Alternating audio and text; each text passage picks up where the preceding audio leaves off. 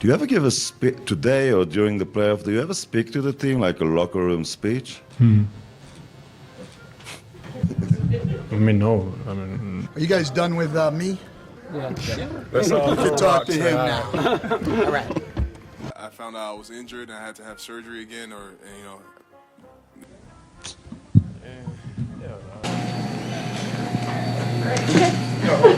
You ever seen a moment where NBA players look like they'd rather be anywhere else in the world, like sitting in traffic or doing their laundry, than being in front of a microphone? Well, from players freezing up like Windows 98 to dudes straight up cussing or lying to reporters, these are some of the most awkward interviews by NBA players.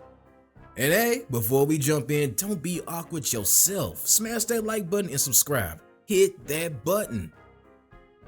Starting off, we've got one of the most awkward coach-player moments ever caught on camera. It's by far the most bizarre thing you will see at any NBA shoot around.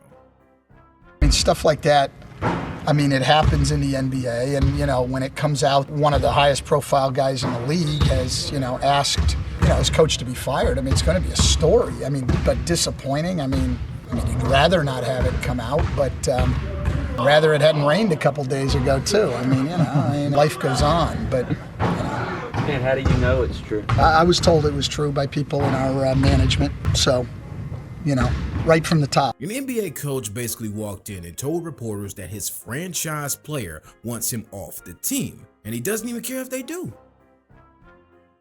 I mean, you guys think that stuff's crazy, but that's honestly the truth. I mean, the rest of it, I said this before, I mean, I don't care about that stuff. If they want to, you know, it's 12:02 right now. If they want to fire me at 12:05, I'll go home and find something to do. I'll have a good day. I'm not worried about that at all. Stan Van Gundy was out there casually sipping his Diet Coke and flat out, without sugarcoating, said Dwight Howard wanted him fired. The only thing I'm ever uncomfortable with is bullshit, you know, and so to come in and no comment or deny that it's true and everything. And guess who walks in just as he was saying all this? Obviously, it'll be a management decision. They have to make the decision, but I ain't worried about that. So yeah, Stan, we're not worried about that, right? that's what I just said. We got to be worried about winning games. Yeah, what's our main concern right now? Jameer. We have to stop Carmelo Anthony and the New York Knicks And tonight. the plan, right? That is the plan. That's what I just said. Is Dave Ping here today? The guy who started this? I don't see Ping here. Me neither. Are you guys done with me? Let's all You can talk to him now. All right. The body language in this clip is priceless. Stan Van Gundy wanted nothing to do with Dwight, and Dwight looks like he's trying to win an Oscar with his performance. Dwight, are the stories true about? Come on, man. Yeah, the stories from Dave Ping are true. Stan just said they were true. Yeah. What's true? Stan just said that you wanted him fired. I said that? Yeah, that's what Stan said. Who did I say that to? According to What's- I don't know. I'm just telling you. I'm asking you, since you guys got so many sources. Your coach said he heard it from management. I didn't hear anything. Tell you what he And said. I'm just telling you, whatever happens at the end of the season is not under my control. I am a player for the Magic. I am not the GM. I am not Rich DeVos. I am not Alex Martins. By the way, speaking of drama behind the scenes, who could possibly forget JaVale McGee's Shaqtin' a Fool clapback? Shaq turned JaVale into a Shaqtin' a Fool MVP for years, and this one time, they finally got to talk and JaVale wasn't smiling one bit. Relationship you have with Shaquille O'Neal, he seems to be your biggest fan. I don't know. It's more like a bully, I guess. A bully that likes me. Like JaVale, this no is your bully Uncle act. Isn't Shaq. that Well, JaVale, with that being said, which part of Shaq and the Fool do you like? The dunking, is the block shots? What is it that you like about Shaq and the Fool? I don't watch Shaq and the Coon. I mean Shaq. Shaq and the Coon? You could feel the tension through the screen like bad Wi-Fi. Let's be honest, Shaq has pretty much turned into the harsh critic most NBA old heads are, and this has only earned him more awkward interviews among NBA players who couldn't be bothered by what he thinks about them. Players, but you don't have what it takes to get to the next level. I said it on purpose. I want you to hear it. What do you have to say about that? All right, that's it. That's it? All right, that's it. Okay, cool. Well, Shaq's not only the only old head that can make a player wish they were someone else. Charles Barkley got that superpower too. There was talk about you coming back for the playoffs last year, so you really just been working on your game, trying to get back your timing and conditioning, really, be honest, correct? Yeah. Well, let's not be harsh on these old heads. Pretty much most NBA reporters have this superpower too.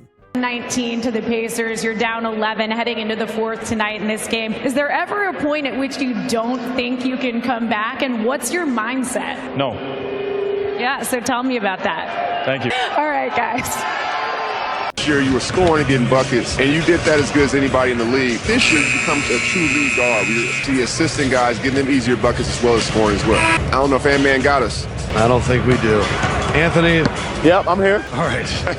And you a ghost. Nah. You back? All right, so what was the step for you, the progressions as far as being a scoring guard to a lead guard, actually assisting people and actually scoring for yourself as well? You said what? Say it one more time, JC. What was the progression for you from being just a scoring guard to somebody who's actually kind of playing the point guard position and scoring as well? This is where I'm going to take the lead and say, Anthony Edwards, it's been a pleasure having you on the broadcast.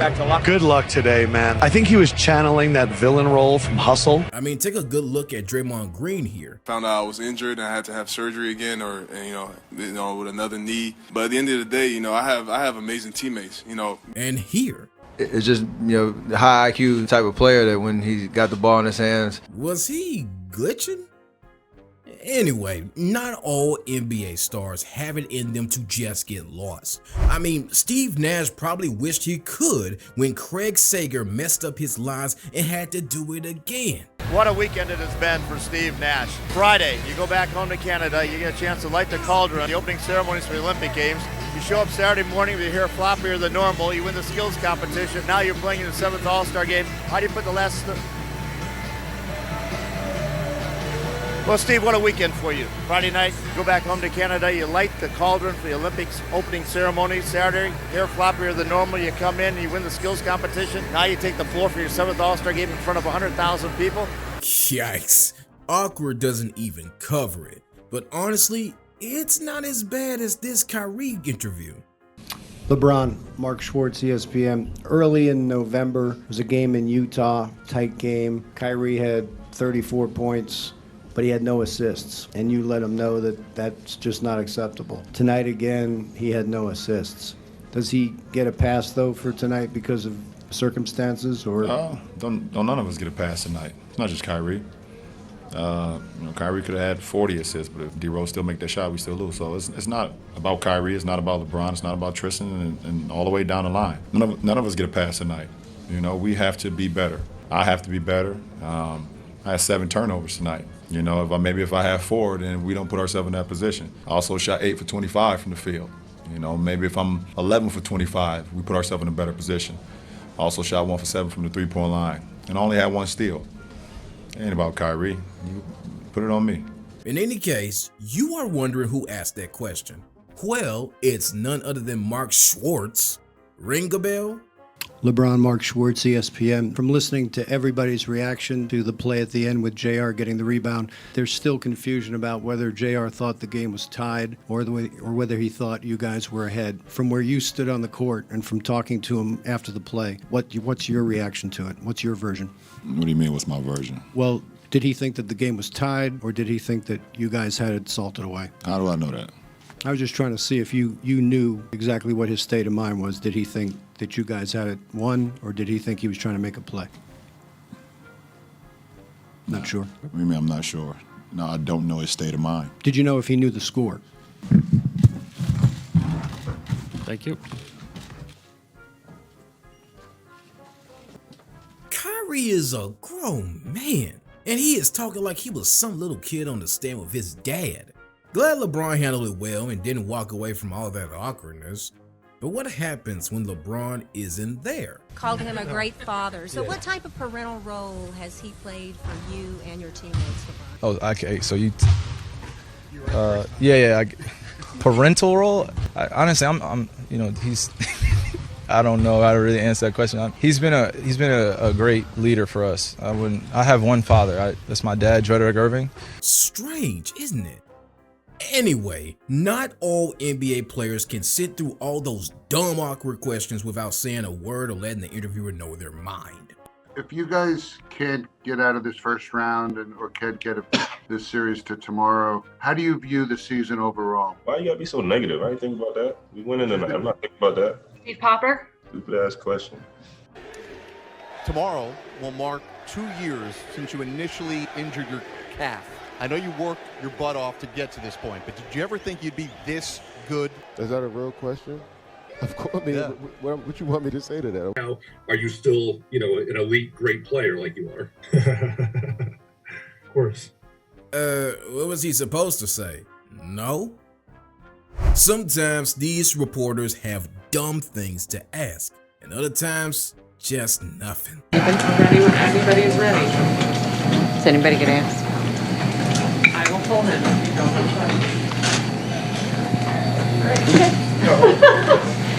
I don't want to make any excuses. I had a bad game, and those are going to happen. But I wasn't in the right places at the right time. I didn't make many plays on offense or on defense, and I can do a lot better. So, like I said before, I'm not going to make any excuses. It is what it is, and nobody cares about it. So that's how it's going to be. Chris, how did you pinch your neck this morning? Huh? How did you pinch your neck this morning? You woke up with a crick in your neck, or? Yeah, something like that. Yeah. Okay.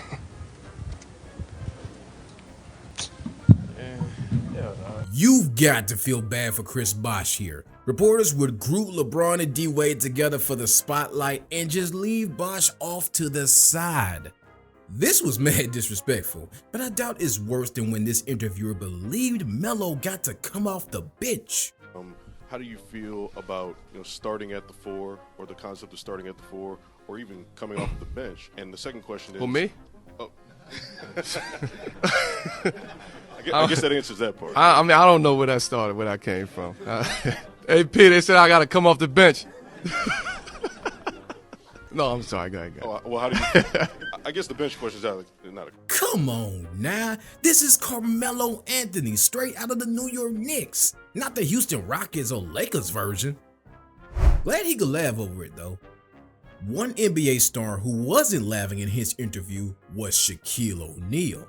Frustrated at how the officiating went down the stretch there, but you guys pulled it out and was a big win. They starting to wonder why the league is losing money. That's why people pay good money to come watch these athletes play, and they try to take over the fucking game. Shaq, we're on live. I know. A league MVP rant live on air? Well, who can possibly forget the iconic Allen Iverson rant? We sitting here, I'm supposed to be the franchise player, and we're in here talking about practice. I mean, listen, we talking about practice. Not a game.